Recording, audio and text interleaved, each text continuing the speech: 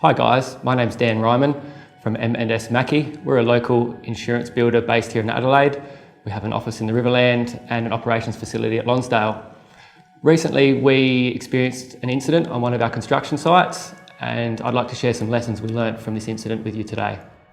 The incident occurred on a construction site in Goodwood. We were replacing a burnt out roof to a heritage property. We had a carpentry contractor who climbed up a hip to cut a ridge board, and he fell approximately 4 metres with no fall protection. He sustained serious injuries and an ambulance was called to take him to hospital. I immediately went to site to see for myself what had happened. This was followed shortly by a phone call to SafeWork SA to report the notifiable incident.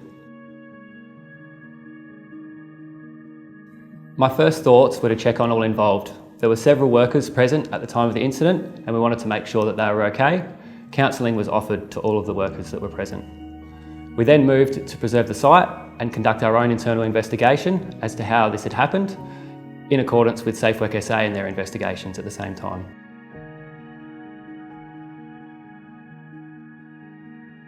While we had many safety measures in place, including SafeWork method statements, site signage, site fencing, scaffolding, PPE, fire extinguishers, we found that we could have been more detailed in how to actually perform the work safely.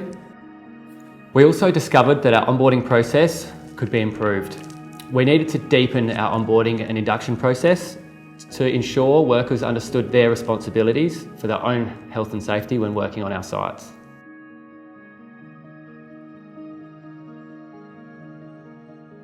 Most importantly, we've learnt that safety is a daily task. It's not something you can just set and forget. Particularly in the area of high-risk work, we have 2 in-house safety officers that monitor trade compliance, onboarding and relevant safety documentation at all times. We also conduct regular site audits and inspections to ensure that all trades are compliant with the SafeWork method statements.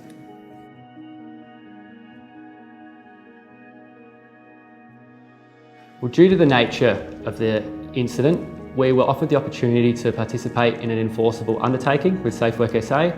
This has been a valuable tool for us to assess our company and its requirements and the changes we need to make moving forwards.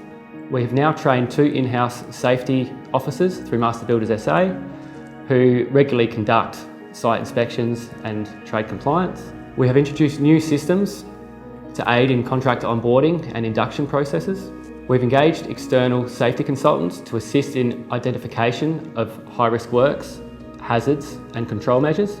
We've engaged Master Builders SA to assist us in furthering our training, particularly in the area of SafeWork method statements and high-risk works. We're currently in the process of implementing an end-to-end WHS management system. This is a pathway to us gaining an ISO certification mid-next year to ensure that our systems are strong and safety of our workers at all times.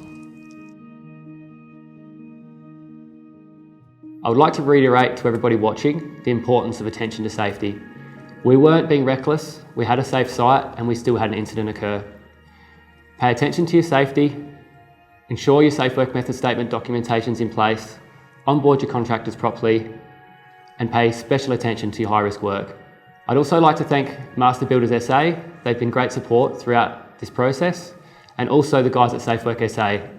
A lot of people find it daunting working with SafeWork SA, but they're just people like you and me, and they do an excellent job at what they do to keep our industry safe.